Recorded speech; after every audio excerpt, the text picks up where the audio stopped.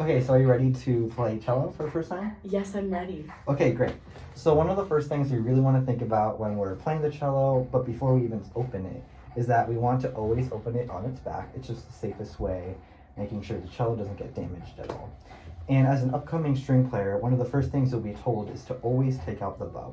Now the bow is located on this pouch, so I want you to just open it, don't even take the bow out yet, and just look. So you'll see that this part right here is the frog. And so just pull it out, but only hold it by the frog. And we can inspect the bow for a bit. Yeah, yeah. Okay. Great. So, can I hold it? Yep. Okay, so one of the first things we have to look at when we're holding the bow is that we always touch it by the frog or the stick. In general, we don't really touch the hairs of the bow because it could damage it, because our oils on our hands can make it just damaged in general.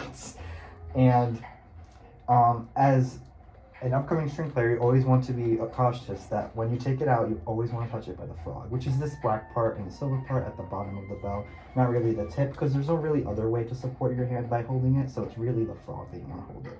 So put that to the side for now on top of the piano, and we'll work on that in a bit. To take out your bow, and you've taken it out already, you want to sort of rotate the cello so that it's in a way where you can see the zippers. So if we see the zippers, they're likely on the bottom side, so you want to rotate the cello so that the bottom is nearest to you. Great, so now we see that there's one zipper here, and this part's already a little bit unzipped. So how about you unzip the part? It won't totally take out the whole case, it'll just take out part of it. So go ahead and do that.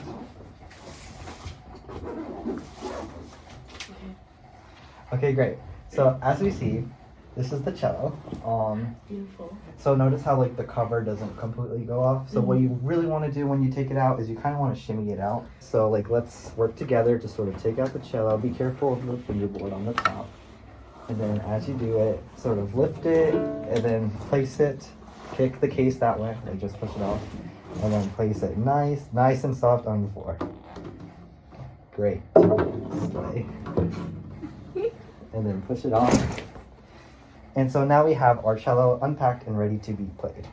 And one of the first things that we want to adjust when we play cello is the end pin. The end pin is this bottom part right here. And this basically, all it does is it sort of raises the cello so that when you're sitting, your cello isn't completely on the ground, but rather it's more closer to your fingers. So right now, you just do lefty-loosey, take it out, then you righty-tighty it. So how about you do that? Just guesstimate it where you think it'll be. I'll help you tell you when it's done. Okay, you can stop there. Okay. Then tighten it. And then great. So now that you have this all set, we have to look at our rock stopper. So the rock stopper is this part that goes underneath the legs of the chair. Okay. And basically what we do is, let's go to your chair. Okay.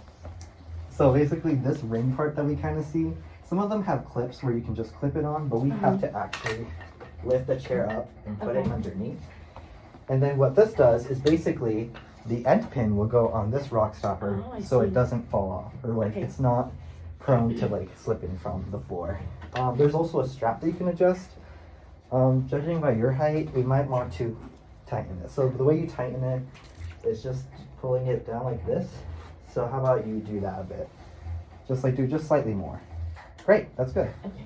So now we want to sit down on our chair. We always sit down when we play cello. And now we're going to talk about our positioning for our body before we even bring it up to ourselves.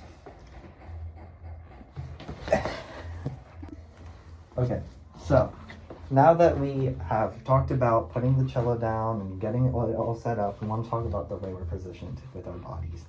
So what I want you to do first is just sink down and then sink really high up and then find that middle ground towards the middle. So like really kind of think about your body kind of not being too tall where you're feeling very uncomfortable and kind of agitated, but in a relaxed but still kind of straight up position. But you also don't want to feel like you're synced down or sunk down, because that way you won't be supporting your cello at all. So you kind of want to find a middle ground where you feel comfortable. And right now I think it's good for you.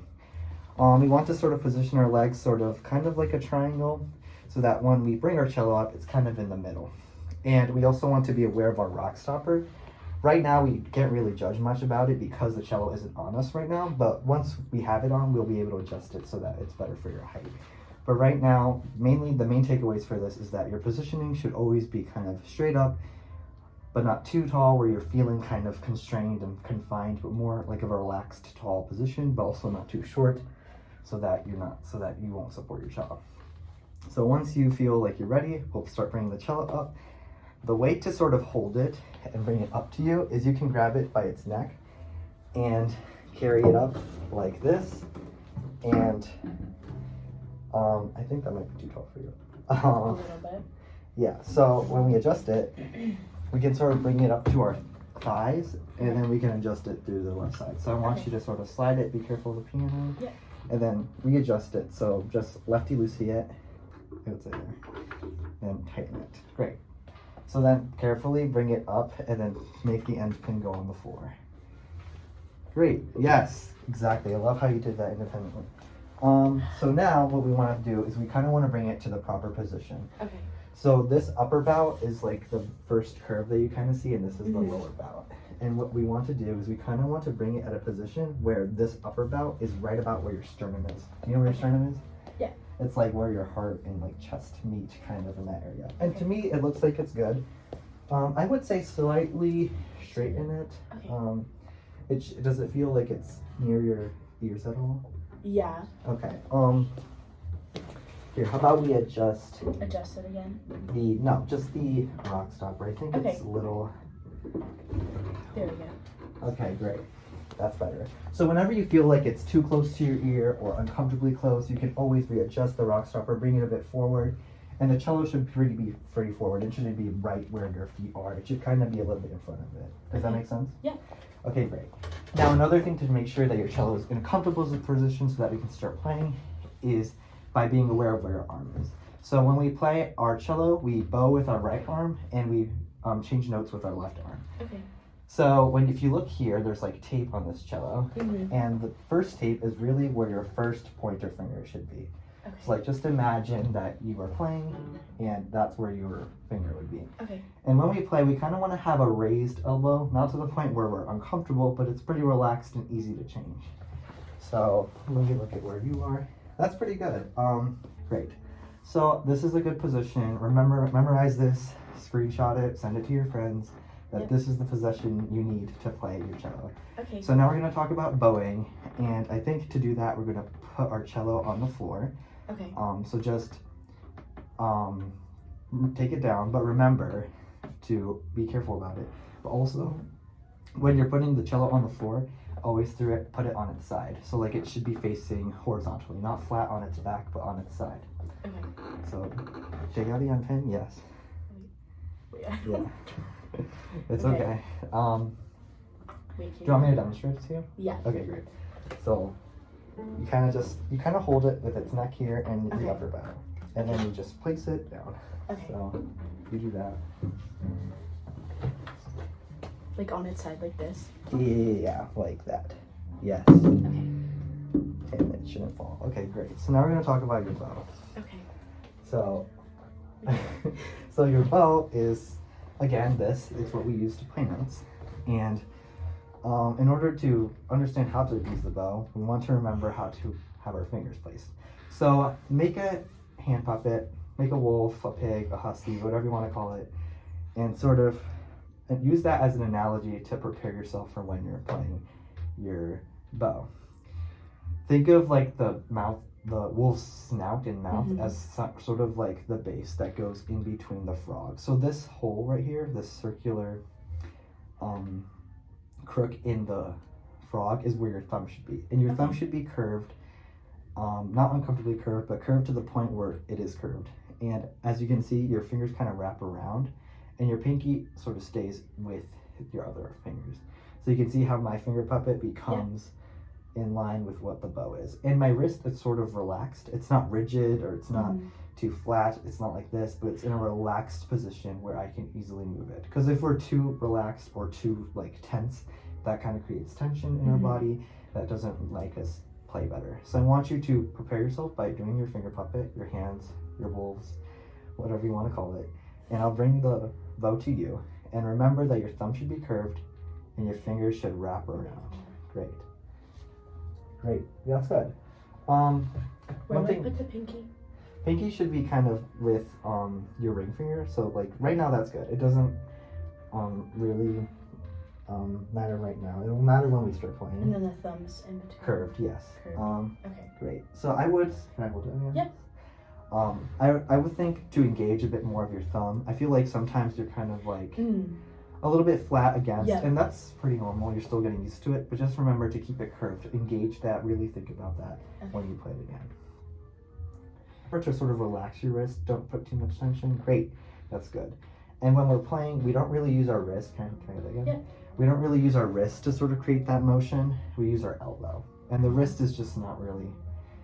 you'll see when we start playing our open strings, but the wrist isn't what we're engaging. So that's why it's relaxed. Okay? So we'll put this back here. And then I'm going to have you bring up your cello the way we did it. Okay. And I'm going to see if you can think about what... Grab it by this upper bout. So like kind of scoop it with your hand. Yes. Okay. Great. So place it into the middle of the rock stopper. Good. Bring it up. Yes. So where should your upper bout be in relation to your body? You said the sternum. Great. So I think about there's good. And then not too close to the ear. Yes. So I think that's pretty good. Okay. Bring your elbow up so I can just see what your positioning is. Does that feel comfortable? Yeah. Relax your elbow. I mean, your elbow slightly. Okay. Great. And bring down all four of your fingers. So your pinky would go on this last tape. Okay. And your third foot.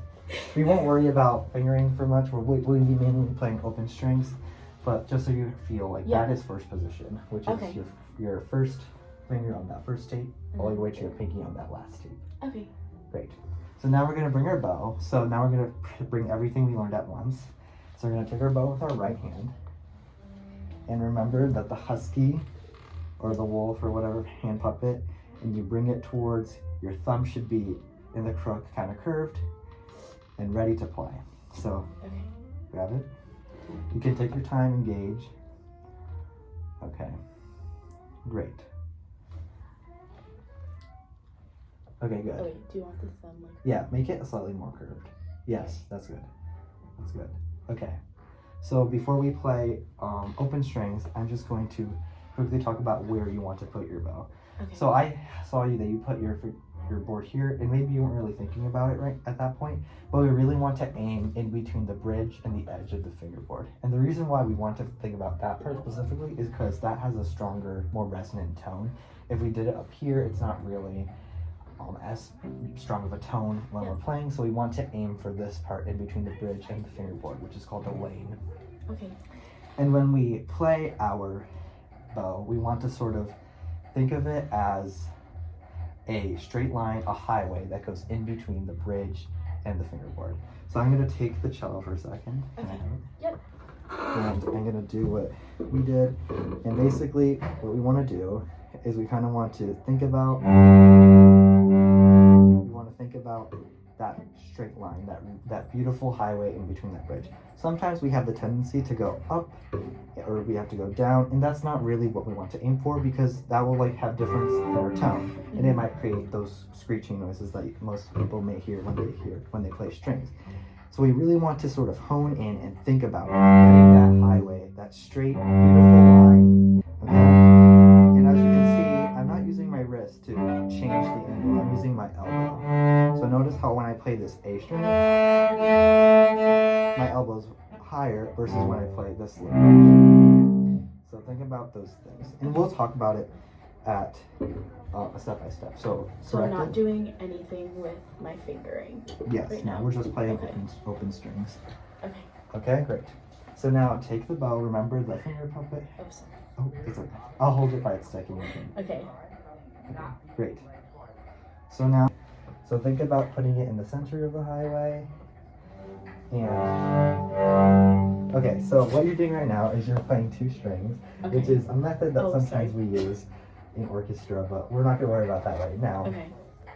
Just play the A string, which is the thinnest string up here, and see how your elbow kind of rose and your wrist did nothing. Yeah. Always remember to engage that. Okay. And so just play your A string, kind of straighten it out, just bring your elbow a bit forward to straighten it out. Okay. Yeah. Great. Just this string? Yes, just the A string. Okay. How about you do one motion at once? Okay. Just one long motion. Think about the highway. Don't raise it too much because see how you're not touching it anymore? Yeah. Can I touch it? Yeah. Bring it slowly down and just play that string. Okay, great. Okay. Looks like So I want you to, yes, that was pretty good. Okay. One thing I will note is that I feel like sometimes you aren't engaged so that it kind of goes up. Yeah. So really hone in on that Okay. sort of specific note. I think we'll play a different note. Let's play the Okay. D string. The D string is the second thinnest string. And really think about honing in Okay. the yes, that was good. Can you do it again? Yeah. Great. Okay. So now I want you to really hone in on all the things we've learned.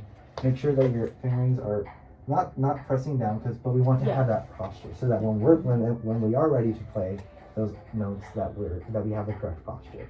So now play the D string again one more time. Okay. You kind of went. Yeah. So a way to fix that is sort of engage your elbow. Right now it's pretty high, so I would suggest lowering it like that. See how there's a difference here? Yeah. And then so straighten it out and then just play as if you're yes. Okay. It's okay. Okay, one more time. Okay. With the straight. Great. So one thing to note is just to really think about creating a straight line, a straight highway that will create a better tone, but it also just prepare you for better success when we add different elements to your playing. But other than that, that was a pretty good first lesson. Good job. Thank you.